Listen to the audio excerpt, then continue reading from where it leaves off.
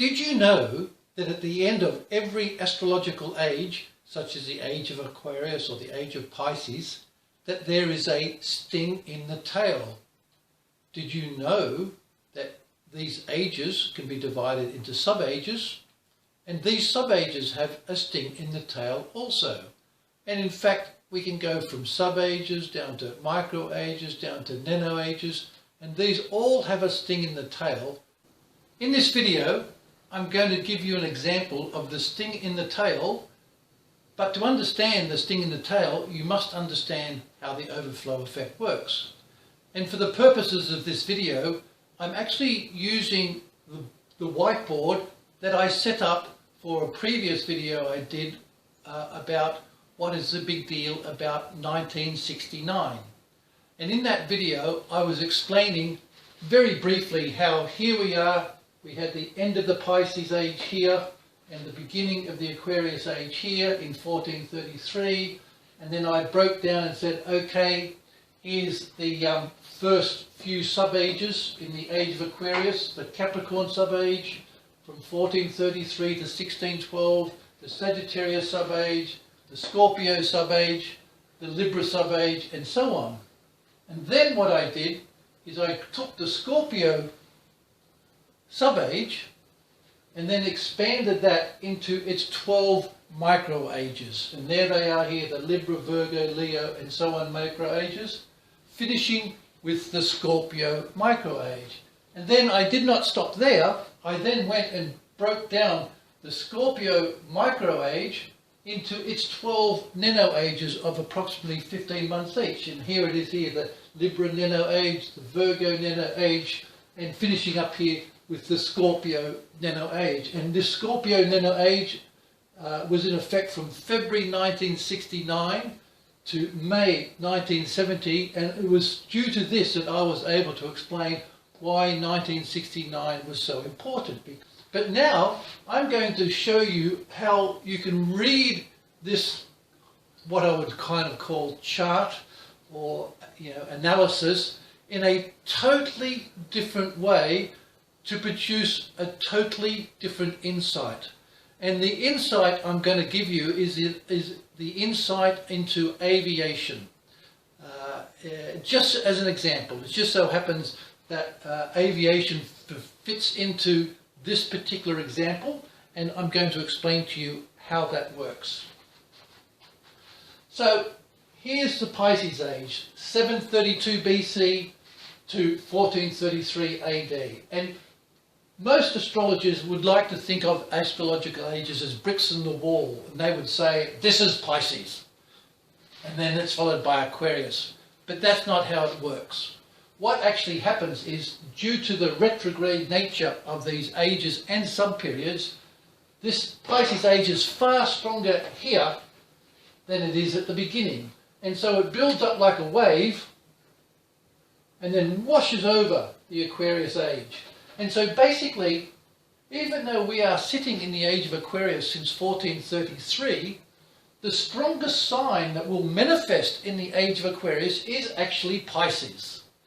This is very important to understand. Certainly Aquarius has its input, but its input is subordinate to Pisces. Now this same effect applies to some periods of the ages as well.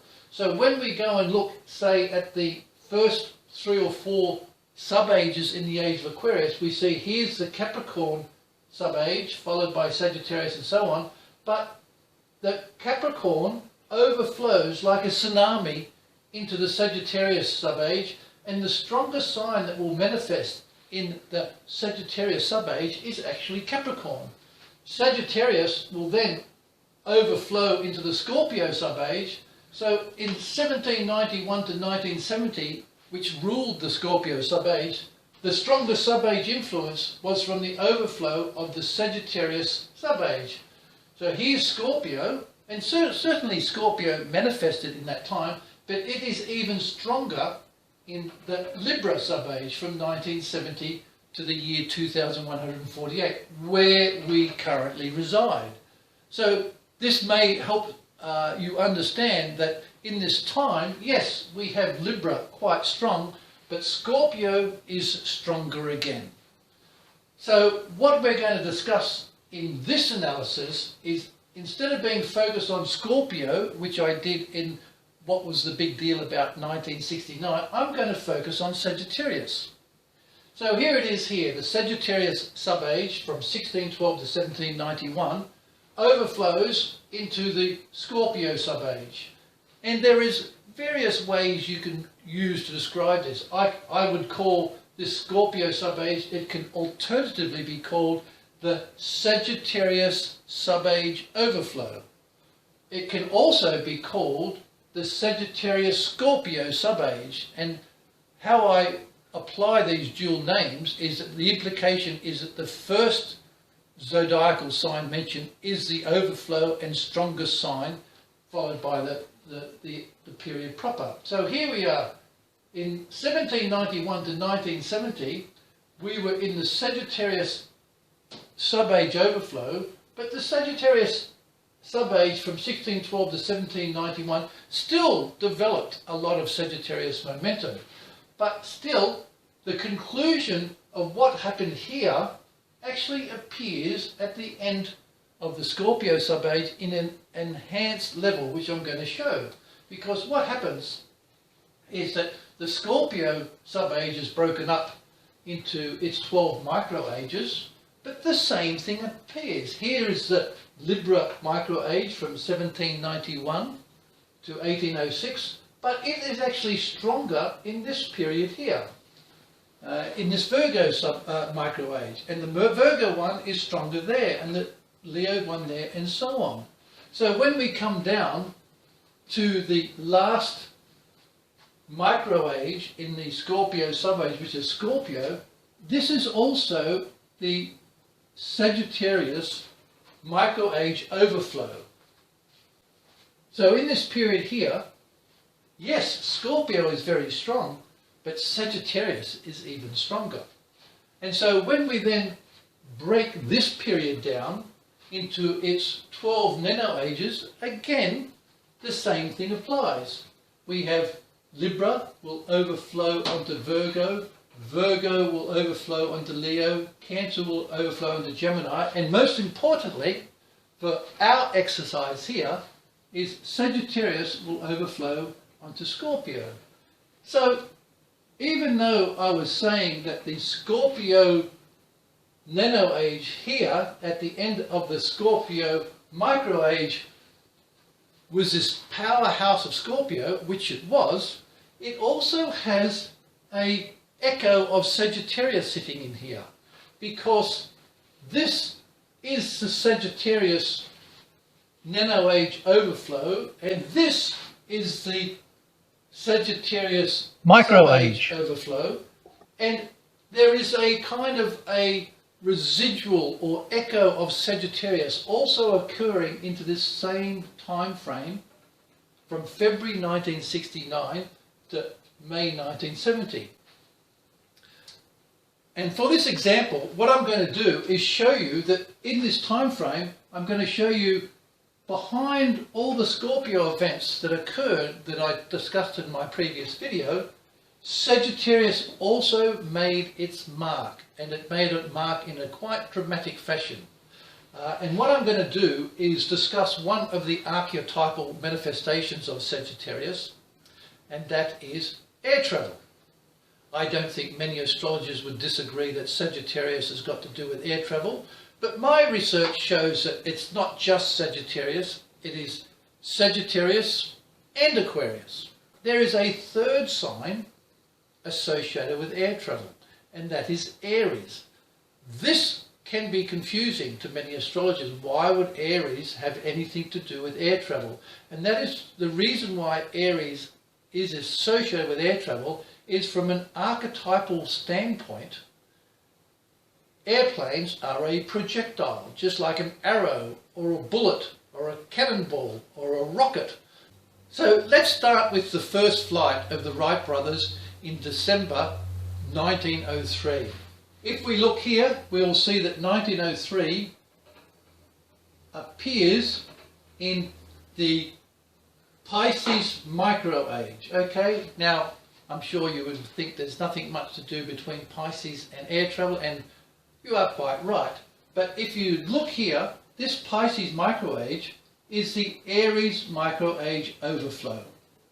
So there was quite a lot of activity related to air travel leading up to the end of this period, and that was all due to the Aries micro age overflow. In 1910, something different occurred, because in 1910 we leave the influence of the Aries micro age overflow, but we do enter the Aquarius micro age. The difference between air travel before 1910 and after 1910 is that before 1910 it was really the domain of amateurs. People experimenting like the Wright brothers, but they weren't the only one. There was people in Europe and in Australia and all around the world playing around with flight and travel, but it was a bit like an amateur activity. And it is considered that at this point aviation then came of age. And this is demonstrated by the fact that by the end of 1909, the first issue of the Flight magazine in the UK was produced. But now that we arrive at 1910, we are arriving into the Aquarius micro age, which obviously then runs over into this period, 1925 to 1940, even stronger than it did in its micro age proper. So here, this is the whole period of Aquarius having quite a strong influence, because you must remember that while we've got this 30-year period of Aquarius sitting here, this is also occurring in the whole Sagittarius sub-age overflow.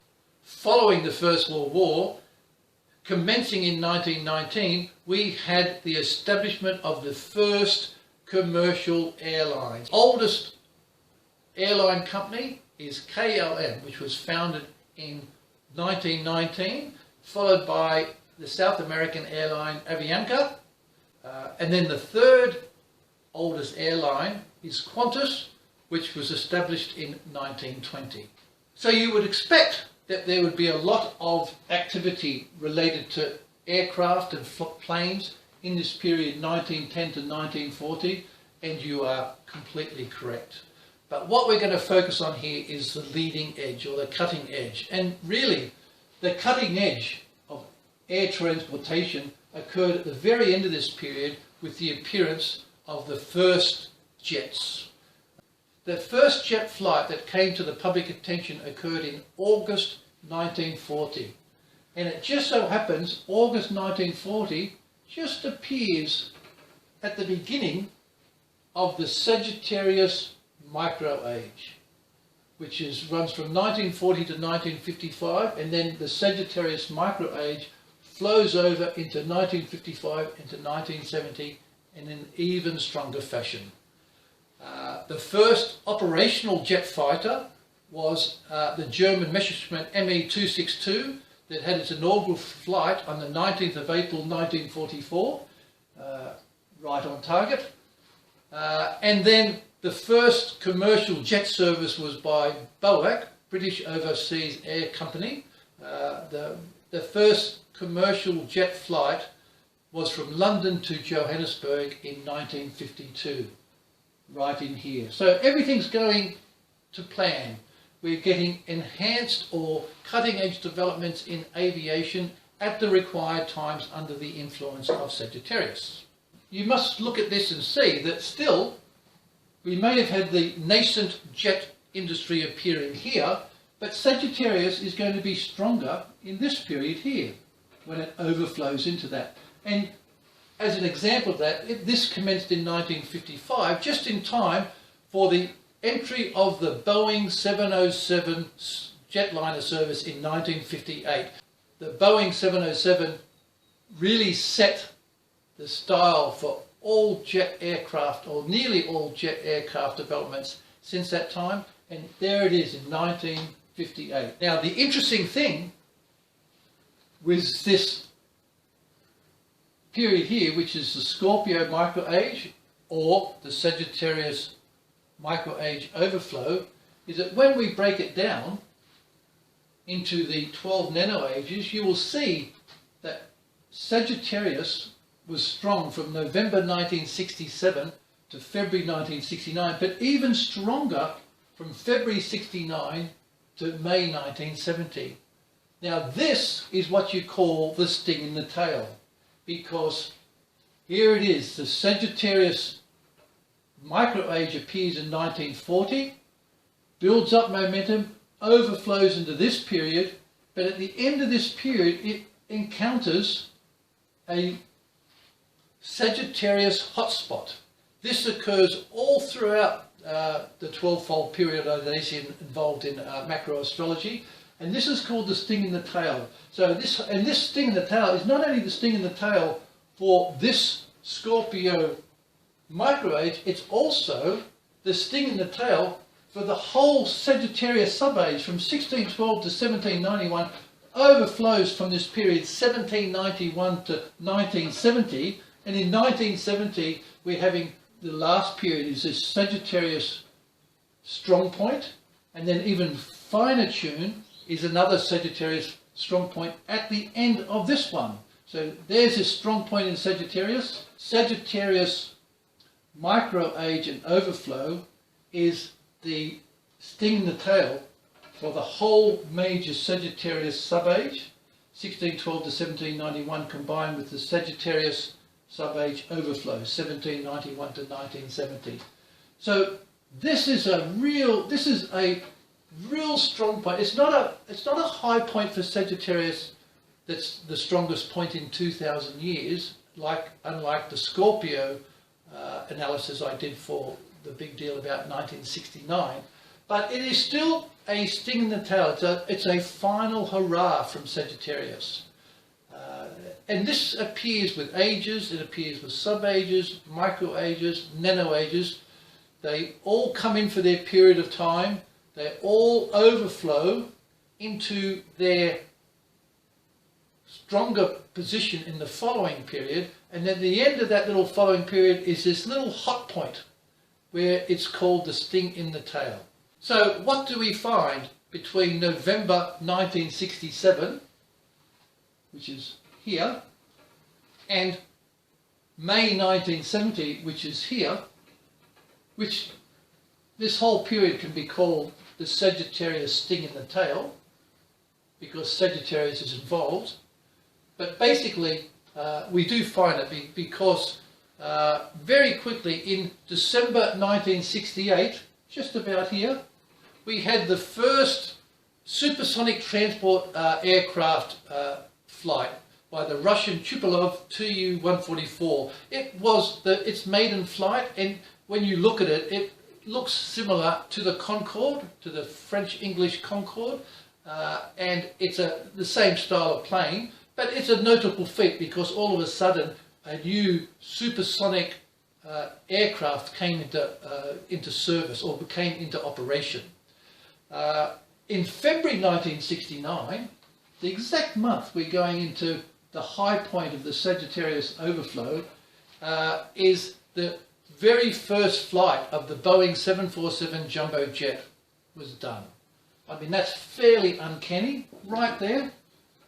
And then in March 1969 was the first test flight of the Anglo-French Concorde aircraft. And then in December 1969, the Boeing 747 makes its first flight from Seattle to New York City, commencing the modern aircraft, or commencing the modern air travel revolution. This is a rather technical video with so many sub-ages and micro-ages and even nano-ages that I thought I would just reiterate or summarize the astrology that sits behind this sting in the tail example. In this graph, you can see clearly the beginning of the age of Aquarius, shown in the large blue bar, and the first 5 sub-ages of the age of Aquarius, but it is the second one, highlighted in red, which is the Sagittarius sub-age from 1612 to 1791 that we are focusing upon in this example. When we add the Sagittarius subage overflow in the upper bar to this graph, you can see that the Sagittarius subage then overflows into the period 1791 to 1970.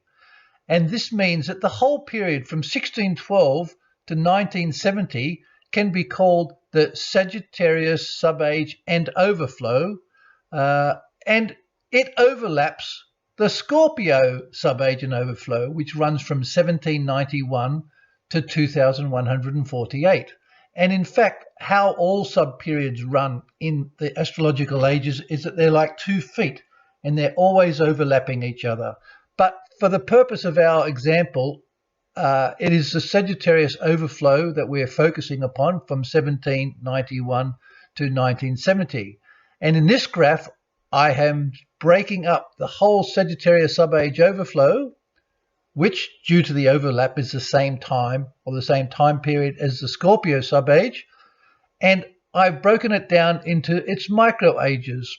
And I'm not showing all the micro ages, I'm showing the last half dozen or so micro ages in the Scorpio subage or Sagittarius subage overflow, and it is the red Sagittarius microage from 1940 to 1950, followed by the Sagittarius microage overflow from 1955 to 1970, which constitutes the Sagittarius microage and overflow 1940 to 1970, and this provides the whole sting in the tail for the Sagittarius subage. In this final graph, I am displaying the Sagittarius nano age and the Sagittarius nano age overflow at the end of the Scorpio microage 1955 to 1970, which is actually also at the end of the Sagittarius microage overflow. Now, this little nano age and overflow is the sting in the tail for the Sagittarius microage from 1940 to 1950. Followed by the Sagittarius microage overflow 1955 to 1970. This also provides really the sting in the tail for the whole Sagittarius subage beginning in 1612.